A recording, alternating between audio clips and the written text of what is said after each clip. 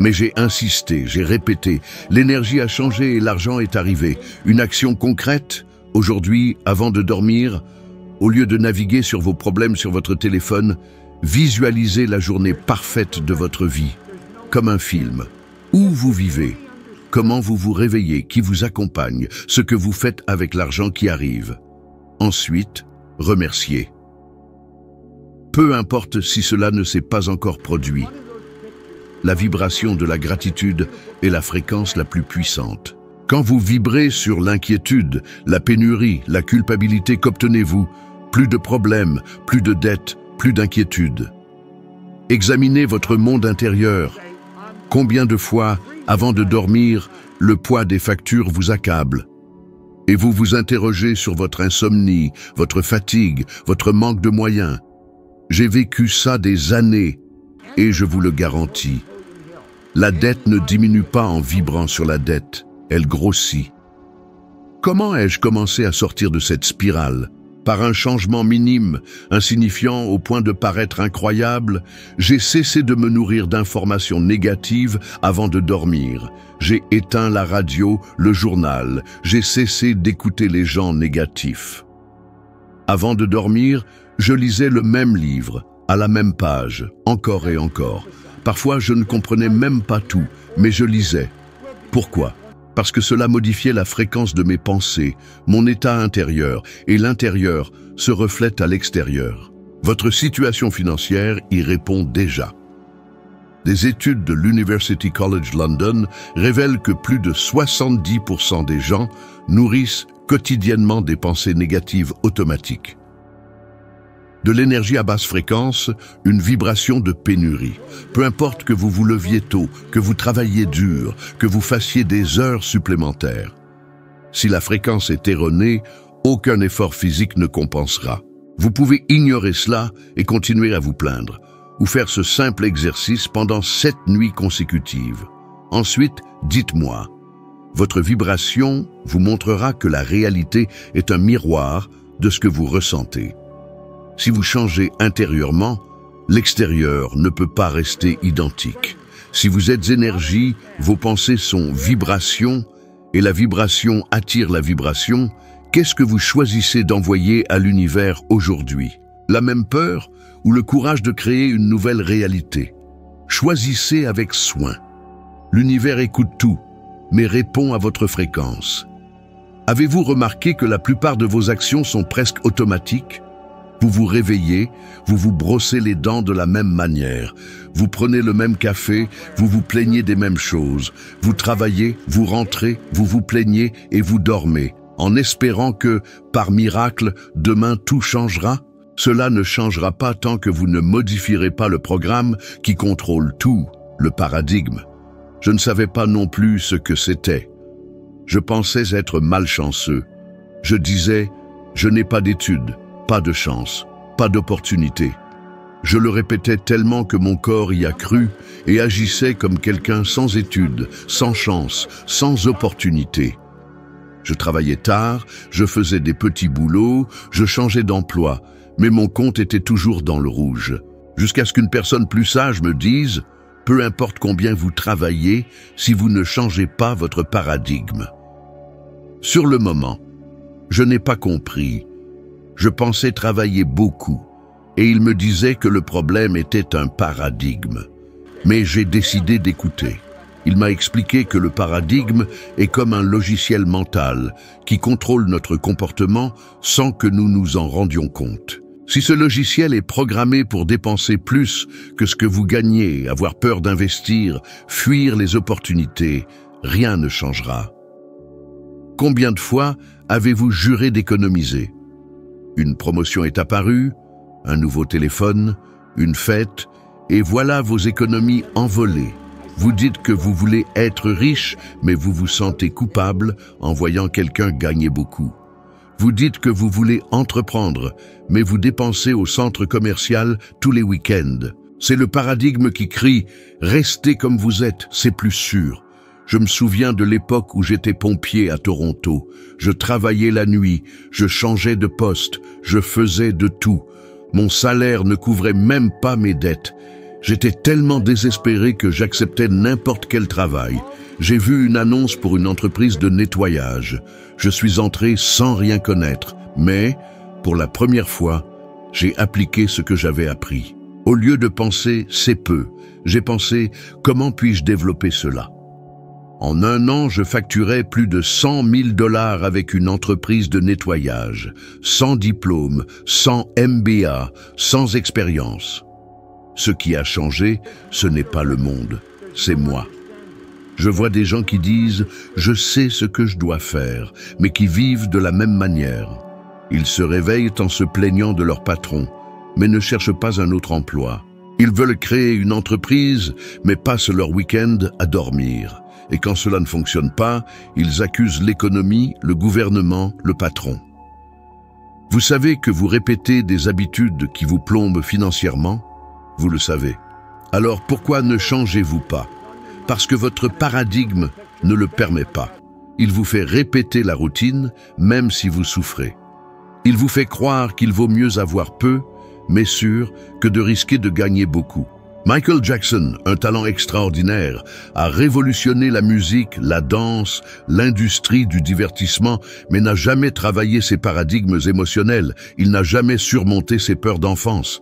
Résultat, une vie intérieure détruite, des scandales, des dettes incroyables pour quelqu'un qui gagnait des millions, un génie qui n'a pas réussi à maîtriser son propre programme mental. Faites un exercice, prenez du papier et un stylo, écrivez 3 habitudes qui vous empêchent de progresser financièrement. Dépensez plus que ce que vous gagnez, utilisez les réseaux sociaux au lieu d'étudier, dire oui à tout et ne pas avoir de temps pour soi. Vous avez écrit? Choisissez-en une et promettez d'agir différemment au cours des 7 prochains jours. Même si c'est peu, économisez 5 € par jour. L'important est de briser le schéma. Le changement ne se produit pas lorsque vous gagnez à la loterie ou recevez une augmentation. Il se produit lorsque vous changez votre paradigme, que vous remplacez une vieille habitude par une nouvelle, que vous cessez de répéter ce qui vous retient. Ce n'est pas facile, mais c'est simple. Comme faire du vélo. Au début, vous tombez, puis vous y arrivez tout seul. Vous n'y croyez peut-être pas maintenant, mais je vous le garantis, si vous commencez aujourd'hui, dans 1 mois, vous regarderez en arrière et vous vous demanderez pourquoi vous ne l'avez pas fait plus tôt. Tant que vous garderez les mêmes habitudes, vous aurez les mêmes résultats. Tant que vous ne changerez pas intérieurement, il ne sert à rien de changer d'emploi, de ville, de partenaire. Le problème vous suivra. Combien d'années allez-vous encore répéter la même chose? Ou allez-vous décider de reprogrammer ce qui vous sabote? Je l'ai fait et je suis sorti du trou.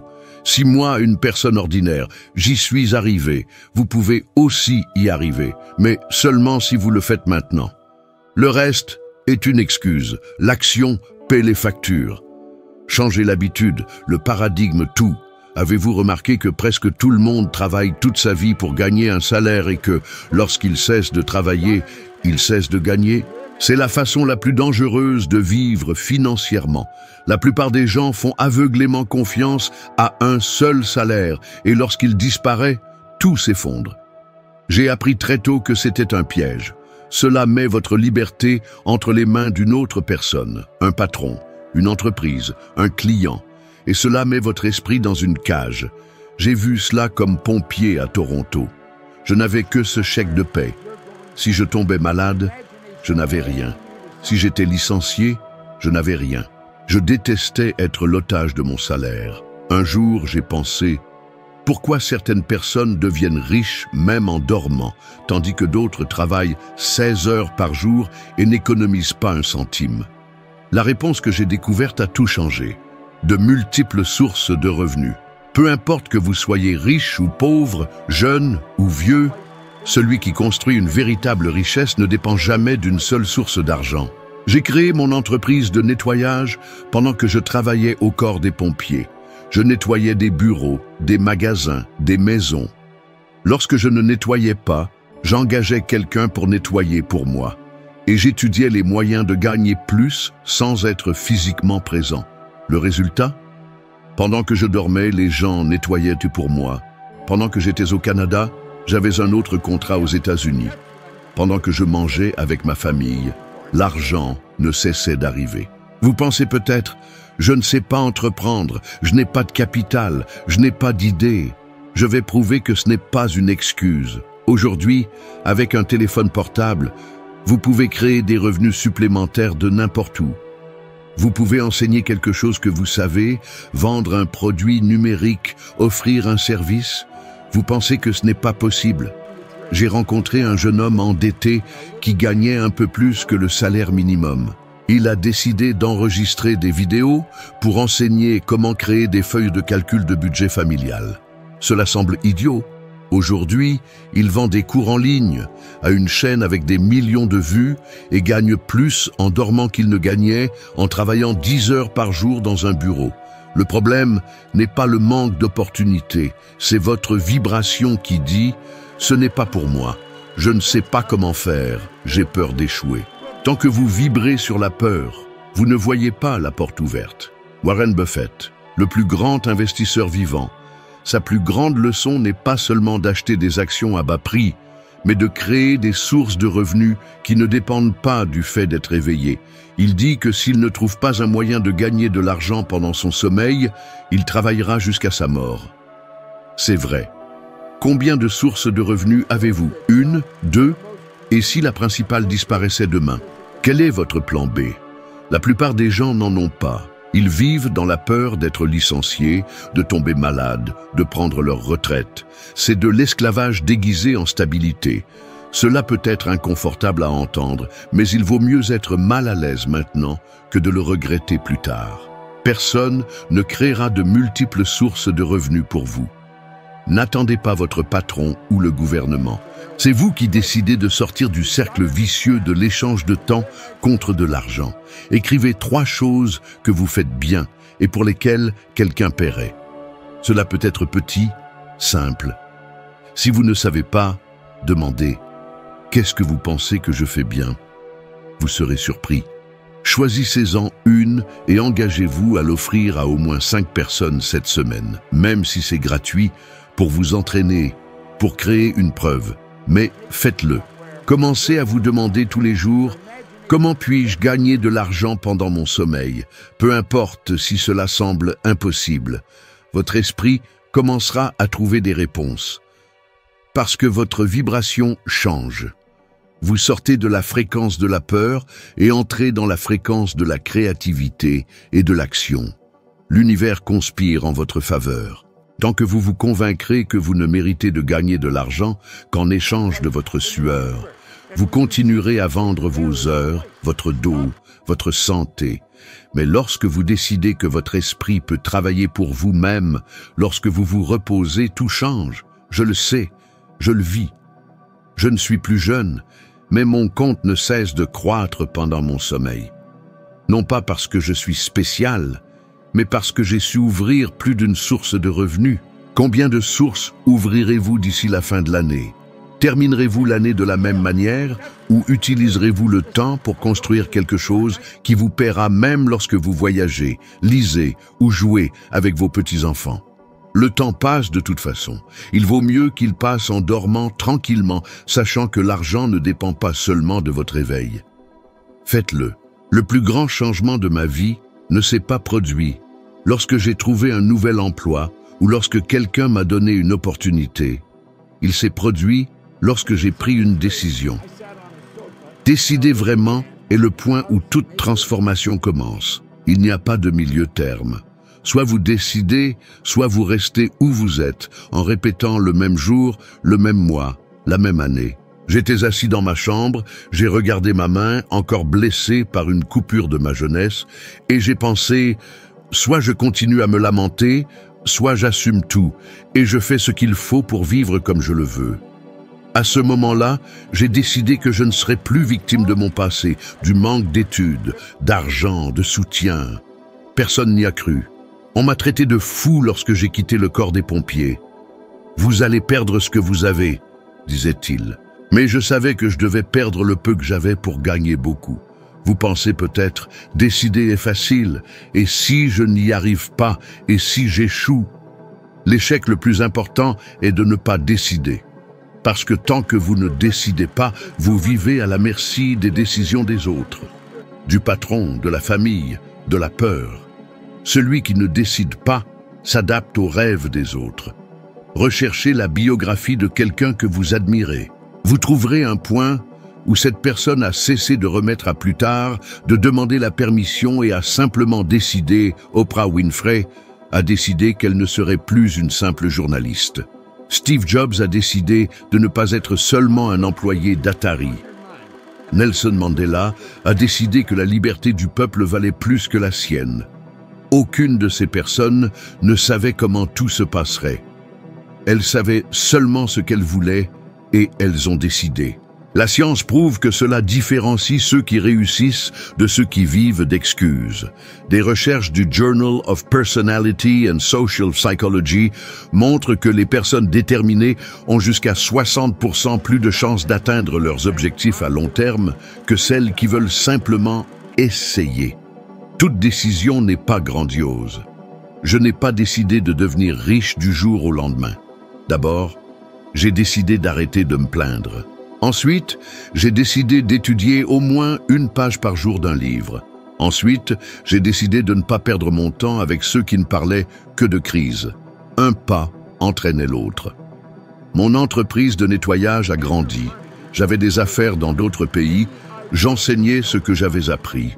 Tout a commencé par une petite décision, mais réelle. Quelle a été votre dernière décision sérieuse? Je ne parle pas de décider de la saveur de la pizza. Je parle d'une vraie décision qui vous fait bouger. Vous vous souvenez? Ou tout a-t-il été reporté en attendant le lundi parfait qui n'arrive jamais? Avant de dormir, écrivez une seule chose que vous devez décider pour que votre vie avance. Abandonnez ce qui ne vous fait pas de bien. Présentez vos excuses. Quittez un emploi qui vous épuise. Commencez ce projet. Écrivez et promettez d'agir dans les 24 heures. Pas demain matin, maintenant. Parce que lorsqu'une décision est vraie, l'action suit. Quelle est la principale différence entre ceux qui transforment leur vie et ceux qui rêvent? Ceux qui transforment agissent avec ce qu'ils ont, là où ils sont, comme ils peuvent, et ils s'adaptent. Ceux qui rêvent trop attendent le scénario parfait, qui n'arrive jamais. J'aurais pu attendre d'avoir un diplôme, de l'argent, l'approbation de ma famille. J'aurais pu rester englué dans mes dettes, à ruminer indéfiniment. Mais j'ai sauté le pas. On n'a pas besoin d'une boussole à chaque carrefour, juste le courage d'avancer.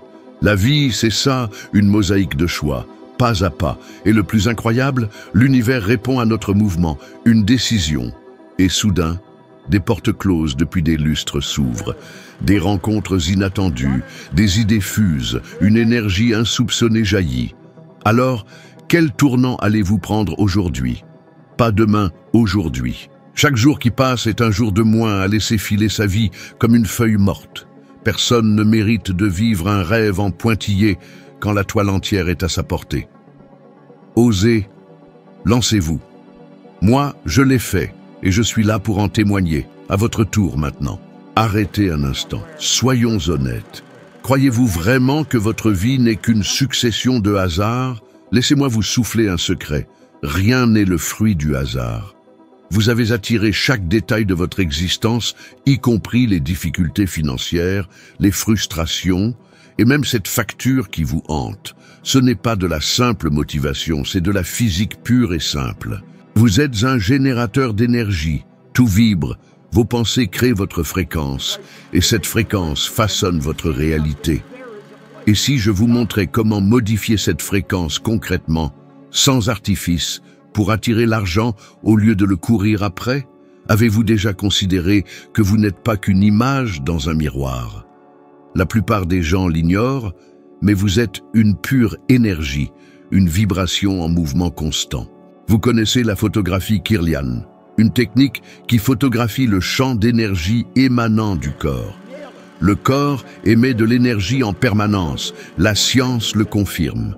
C'est pourquoi, lorsque nous entrons dans une pièce et que quelqu'un est de mauvaise humeur, nous le sentons instantanément. La vibration précède les mots. Cela s'applique à l'argent. Si vous vibrez sur la peur, l'insécurité et l'argent s'éloignent. Votre collègue qui se plaint sans cesse et n'agit jamais. Ce n'est pas de la philosophie de comptoir, c'est de la physique quantique. Nous sommes énergie, tout vibre, tout est flux. Et la fréquence de cette vibration définit ce que vous appelez réalité. Je ne l'ai pas compris jeune, démuni, malade, englué dans les dettes. Je croyais que pour changer, il fallait travailler plus, faire des heures supplémentaires, plaire à tout le monde. Personne ne m'a expliqué que ce n'était pas une question d'effort, mais de vibration. Quand j'ai compris cela, j'ai réalisé que je pouvais utiliser mes pensées comme un émetteur de prospérité. J'ai cessé de me répéter « je suis pauvre, je dois, je ne peux pas ». Et j'ai commencé à répéter « je suis riche en opportunités, je suis reconnaissant pour ce que j'ai, j'attire les bonnes idées et les bonnes personnes ». Au début, cela semble irréaliste, mais c'est ainsi. Le cerveau résiste, car il a été entraîné à penser de manière erronée. Une preuve vivante que se plaindre, c'est vibrer sur la fréquence du problème. Si vous faites de même, n'attendez pas de résultats différents. Je sais que cela dérange, c'est fait pour vous déranger, pour vous réveiller. Je veux que vous testiez quelque chose aujourd'hui. Prenez un carnet, notez. Quels sentiments vous accompagnent au quotidien? Peur, colère, culpabilité, incertitude? Ce sentiment contribue-t-il à construire la vie que vous désirez ou la sabote-t-il? Pas besoin de répondre à voix haute.